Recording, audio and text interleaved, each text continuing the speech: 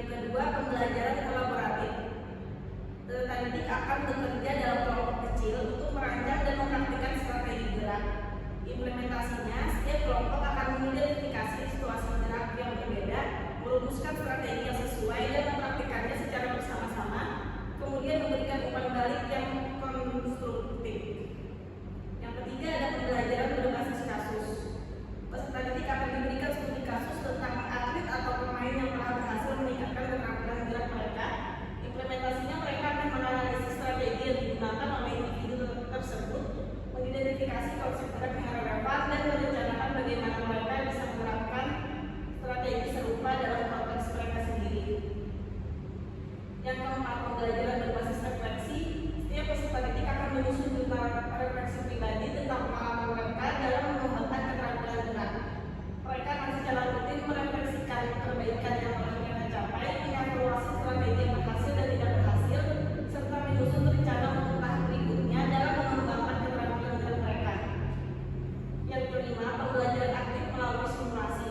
Peserta didik akan terlibat dalam simulasi atau permainan yang dirancang khusus untuk menguji dan mengembangkan keterampilan gerak mereka. Mereka akan diberi tantangan dalam berbagai skenario yang mensimulasikan situasi nyata, di mana mereka harus menerapkan teknik keterampilan gerak yang telah dipelajari dan merancang strategi untuk meningkatkan hasil. Metodenya yaitu penilaian berbasis kinerja, meliputi pengamatan langsung terhadap kemampuan peserta didik dalam melakukan teknik keterampilan gerak dan menerapkan strategi yang mereka susun. Refleksi dan diskusi kelompok. Melalui sesi refleksi dan diskusi, peserta didik akan diberi kesempatan untuk mempertimbangkan pengalaman mereka, saling memberikan umpan balik dan merencanakan langkah-langkah perbaikan. Portofolio pembelajaran. Peserta didik akan mengumpulkan bukti-bukti keterampilan gerak mereka yang telah ditingkatkan, refleksi serta rencana strategi yang telah mereka susun. Dengan menerapkan strategi pembelajaran ini, diharapkan peserta didik dapat mengembangkan keterampilan gerak mereka secara holistik, mencakup aspek analitis, praktis, reflektif, serta mampu mentransfer dan mengaplikasikan keterampilan ini dalam berbagai konteks gerak. Kegiatan pembelajarannya, yang pertama, kegiatan pendahuluan. Guru mengucapkan salam sebagai bagian dari pembukaan kelas tatap muka. Yang kedua, peserta didik berbagi cerita dan pesan secara berpasangan mulai bangun tidur hingga sampai di sekolah dan siap untuk mengikuti pelajaran. Apabila teman bercerita, maka teman pasangan mendengarkan, begitu pun sebaliknya. Yang ketiga, anak-anak diarahkan berdoa dan pemanasan mandiri. Yang keempat, memeriksa kesiapan fisik peserta didik sebelum proses pembelajaran asesmen, memberikan motivasi kepada peserta didik. Kelima, guru memastikan kehadiran siswa dengan memanggil siswa. Keenam, peserta didik menjawab pertanyaan singkat pada asesmen diagnostik, non-kognitif dan kognitif atau materi persyarat di Google Form. Ketujuh, guru mengajukan pertanyaan tematik. Kedelapan, menyampaikan materi yang akan dipelajari. Kegiatan inti sintaks 1, orientasi peserta didik pada masalah. Guru menyiapkan video dan bahan bacaan terkait aktivitas kebugaran jasmani. Kedua, video berdurasi sekitar 8 menit untuk memastikan peserta didik tetap fokus untuk menyimak. Ketiga, setelah menonton video, guru memberikan beberapa pertanyaan seperti apa yang kalian pikirkan tentang masalah yang ada di video, mengapa aktivitas kebugaran jasmani itu penting, apa dapat dari tidak melakukan aktivitas kebugaran jasmani. Yang sintaks 2, mengorganisasikan peserta didik untuk belajar. Peserta didik dibagi menjadi 3 kelompok yang sebelumnya telah dianalisis berdasarkan hasil asesmen diagnostik non-kognitif, sehingga kelompok tersebut dibentuk berdasarkan kemampuan kognitif dan gaya belajarnya, audio, visual, dan kinestetik. Kelima, peserta didik dibentuk dalam beberapa kelompok untuk mendiskusikan, mengumpulkan informasi, mempresentasikan ulang, dan saling bertukar informasi mengenai cara melakukan sit up, back up, dan push up, dan dituangkan dalam KPD yang diberikan guru. Sintaks 3, membimbing penyelidikan individu. Guru memantau keterlibatan peserta didik dalam proses pembelajaran. Peserta didik mencari tahu masalah dari kasus yang ditampilkan di video. Sintaks 4, mengembangkan dan menyajikan hasil karya. Guru memantau diskusi dan membimbing pembuatan laporan setiap kelompok untuk siap dipresentasikan. Peserta didik melakukan diskusi untuk menghasilkan solusi pemecahan masalah dan hasilnya dipresentasikan. Sintaks 5, menganalisis dan mengevaluasi pemecahan masalah. memberikan penghargaan serta masukan kepada kelompok lain. Guru bersama peserta didik menyimpulkan materi. Setiap kelompok melakukan presentasi, kelompok yang lain memberikan apresiasi, kegiatan dilanjutkan dengan merangkum atau membuat kesimpulan sesuai dengan masukan yang diperoleh dari kelompok lain. Selanjutnya, peserta didik diminta mempraktikkan hasil analisis keterampilan gerak keseluruhan. Latihan kekuatan pada kebugaran jasmani dimulai dari cara melakukan sit up, back up, dan push up secara bergantian. Guru melakukan penilaian keterampilan dengan mengamati peserta didik selama proses pembelajaran berlangsung. Peserta didik mengisi jurnal refleksi diri. Kegiatan penutup, salah satu peserta didik di bawah bimbingan guru menyimpulkan hasil diskusi. Guru mempertanyakan apa manfaat hasil kesimpulan tersebut. Guru menyampaikan kemajuan yang diperoleh peserta didik secara umum dan kesalahan yang masih sering timbul saat melakukan diskusi dan presentasi. Peserta didik mengerjakan APD untuk penilaian afektif. Guru merefleksi pembelajaran hari ini dan meminta kembali peserta didik berdoa dipimpin oleh salah satu peserta didik dan menyampaikan salam. Asesmen pembelajaran. Format asesmen akan terdiri dari dua bagian utama, yaitu praktik keterampilan gerak dan refleksi tertulis terkait konsep gerak. Bagian 1, praktikum keterampilan gerak. Yang pertama, analisis keterampilan gerak 10 poin. Peserta didik diminta untuk memilih satu teknik keterampilan gerak yang telah dipelajari dan mengidentifikasi elemen-elemen kunci yang menyusun teknik tersebut.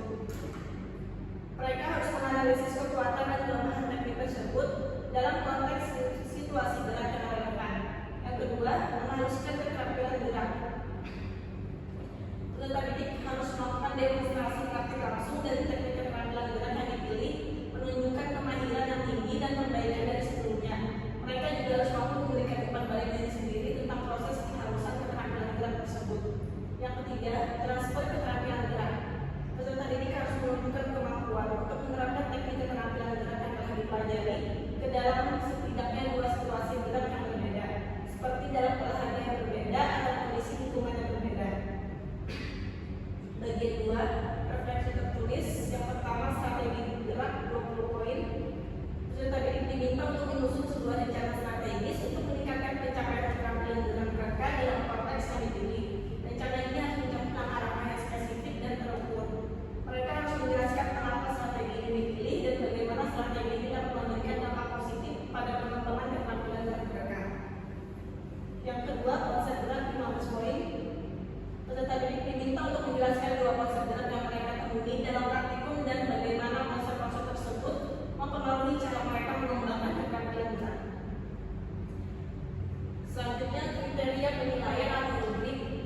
Bagian 1, praktikum keterampilan gerak, analisis keterampilan gerak, yaitu identifikasi elemen keterampilan gerak 2 poin, analisis kekuatan dan kelemahan 3 poin, menghaluskan keterampilan gerak, demonstrasi praktikum keterampilan gerak 10 poin, umpan balik diri 5 poin, transfer keterampilan gerak, yaitu penerapan ke situasi gerak yang berbeda 10 poin. Bagian 2, refleksi tertulis, strategi gerak, rencana strategis 10 poin, penjelasan dan dampak positif 10 poin, konsep gerak, penjelasan konsep gerak 15 poin. Total ada 80 poin. Skala penilaian 90 sampai 100 poin sangat baik, 80 sampai 89 poin baik, 70 sampai 79 poin memadai, kurang dari 70 poin perlu perbaikan. Dengan menggunakan format dan rubrik ini, asesmen akan memastikan bahwa peserta didik tidak hanya menguasai keterampilan gerak secara praktis, tetapi juga mampu mengembangkan pemahaman teoritis yang mendalam tentang konsep gerak yang mereka terapkan. Selanjutnya, saya akan mempresentasikan pada tugas 3, yaitu buatlah ringkasan prosedur berbagai macam. Yang pertama, model pembelajaran pendidikan jasmani. Kedua, metode pembelajaran pendidikan jasmani. Ketiga, strategi pembelajaran pendidikan jasmani. Tugas ini untuk belajar membuktikan secara tertulis bahwa merencanakan alur tujuan pembelajaran atau ATP sehingga terlihat dalam model ajar atau RPP. Bagian A, model pembelajaran pendidikan jasmani. Model pembelajarannya yaitu model langsung. Deskripsi, guru memberikan instruksi secara langsung dan peserta didik mengikuti petunjuk guru dengan tepat. Kelebihannya, efisien dalam waktu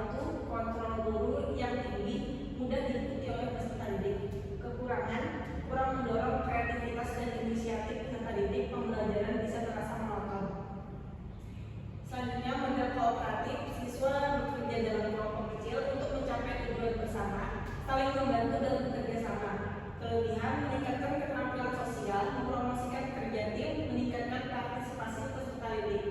Kekurangan, membutuhkan lebih banyak waktu untuk persiapan, bisa jadi ketidaksetaraan kontribusi antara anggota.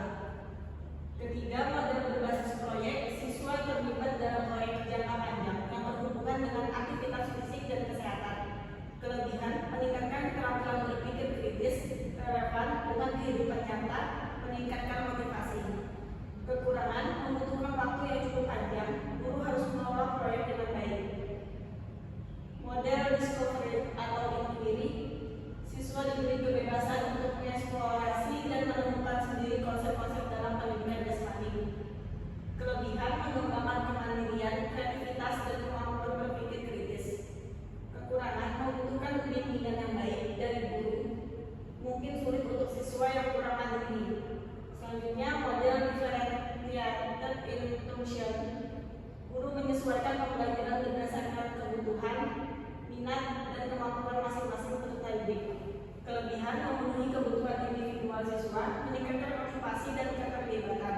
Kekurangannya, membutuhkan lebih banyak waktu dan usaha dari guru untuk merancang dan mengimplementasikan. Model blended learning, kombinasi antara pembelajaran tatap muka dan pembelajaran online atau melalui teknologi digital. Kelebihan, fleksibilitas dalam waktu dan tempat memanfaatkan teknologi akses ke berbagai sumber belajar. Kekurangannya, membutuhkan akses teknologi yang baik, bisa menimbulkan kesulitan dalam pengelolaan waktu dan perhatian. Selanjutnya, model tactical games, yaitu siswa belajar melalui permainan yang menekankan pada taktik dan strategi dalam aktivitas fisik. Kelebihannya menarik dan menyenangkan, mengembangkan keterampilan berpikir kritis dan strategi. Kekurangannya, membutuhkan pemahaman yang baik tentang permainan oleh siswa, bisa membingungkan tanpa bimbingan yang tepat. Model sport education, siswa terlibat dalam pengalaman pendidikan jasmani yang meniru struktur dan format olahraga formal.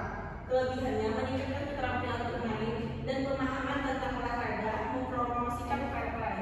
Kekurangannya, bisa terasa kompetitif bagi beberapa siswa, memerlukan perencanaan yang matang. Model heart related fitness, fokus pada pengertian kesehatan dan kebugaran siswa melalui berbagai aktivitas fisik. Kelebihan, mengembangkan kesadaran akan pentingnya kebugaran dan kesehatan relevan dengan kehidupan sehari-hari. Kekurangannya, mungkin kurang menarik bagi siswa yang lebih suka permainan atau olahraga kompetitif. Bagian B, metode pembelajaran pendidikan jasmani. Metode demonstrasi, guru memperagakan keterampilan atau teknik tertentu yang kemudian diikuti oleh siswa. Kelebihannya, visual dan jelas, siswa dapat melihat contoh langsung, mudah dipahami. Kekurangan, membutuhkan keterampilan demonstrasi yang baik dari guru, kurang melibatkan siswa secara aktif. Metode partisipatif, yaitu siswa aktif terlibat dalam kegiatan sering melalui permainan atau aktivitas yang menyenangkan. Kelebihan, meningkatkan keterlibatan dan motivasi, mempromosikan pembelajaran aktif. Kekurangannya, bisa sulit dikelola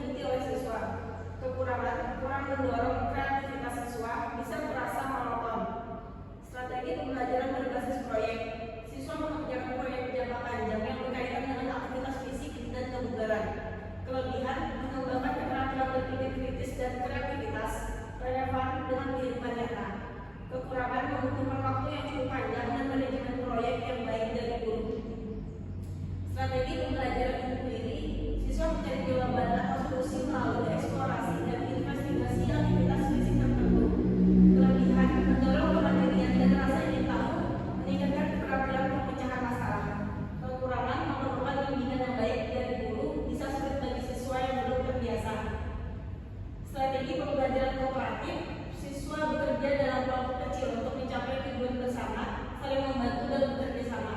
Kelebihan meningkatkan keterampilan sosial dan kolaborasi, mempromosikan partisipasi aktif.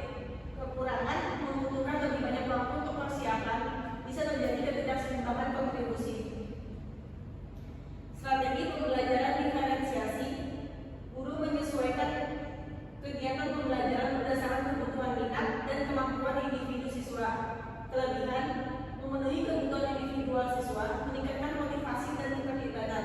Kekurangan membutuhkan waktu dan usaha ekstra dari guru untuk merancang dan mengimplementasikan. Strategi pembelajaran taktik permainan, siswa belajar melalui permainan yang menekankan pada taktik dan strategi dalam aktivitas fisik. Kelebihan menarik dan menyenangkan, mengembangkan keterampilan berpikir taktis dan strategi. Kekurangan membutuhkan pemahaman yang baik tentang permainan, bisa membingungkan tanpa bimbingan yang tepat. Strategi pembelajaran blended, kombinasi antara pembelajaran tatap muka dan pembelajaran online atau melalui teknologi digital. Kelebihan fleksibilitas dalam waktu dan tempat, memanfaatkan teknologi, akses ke berbagai sumber belajar. Kekurangan membutuhkan akses teknologi yang baik, bisa menimbulkan kesulitan dalam pengelolaan waktu dan perhatian. Selanjutnya, strategi pembelajaran berbasis masalah. Siswa diberikan masalah atau situasi tertentu yang harus mereka pecahkan melalui aktivitas fisik. Kelebihan mengembangkan keterampilan berpikir kritis dan kreatif relevan dengan kehidupan nyata. Kekurangan membutuhkan bimbingan yang baik dari guru, bisa sulit bagi siswa yang kurang terbiasa dengan metode ini. Baik, sekian presentasi dari saya. Salah